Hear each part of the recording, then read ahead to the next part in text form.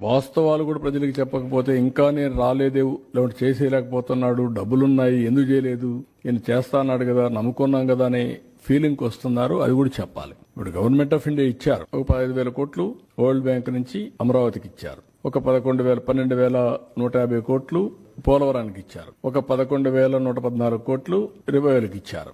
సరే, మిగిలిన కొన్ని మేము ఈ వర్క్స్ అన్ని మీద పెట్టడానికి కొంత శాఖ కింద కొంత ఫండ్స్ ఇచ్చారు. కానీ ఆ డబ్బులు నేను వెల్ఫేర్కి ఇవ్వలేకపోతున్నాను. కనీసం అక్కడ పెడితే రివైవ్ అయితే, డెవలప్మెంట్ అయితే నాకు ఆదాయం పెరుగుతుంది. ఆదాయం పెరిగితే ఇస్తాం. ఇంకొంచెం ఫ్లెక్సిబిలిటీ కోసం ఆలోచిస్తున్నాం. ఎక్కడ ఫ్లెక్సిబిలిటీ వస్తే అక్కడ అవసరమైతే బారో చేసినా సరే I want to give my commitments. తల్లికి వందనం గాని, లేకపోతే రైతులకు ఇవ్వాల్సిన రైతు భరోసా గానీ I want to give it. ఏది రైతు అయినా అవస్థపడాలి, గవర్నమెంట్ అయినా అవస్థపడాలి. నాకు ఫ్లెక్సిబిలిటీ ఉంటే నేను అవస్థ తీసుకోవడానికి సిద్ధంగా ఉన్నా. I will give it. ఆ ప్రయత్నంలోనే అనునిత్యం ఉన్నాం. మా డిపార్ట్మెంట్కి అదే చెప్పాం. They are also doing same exercise.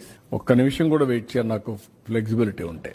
ఇప్పుడే దాని మీద కూడా ప్లాన్ చేసుకున్నాం, వర్కౌట్ చేస్తున్నాం. I will come out.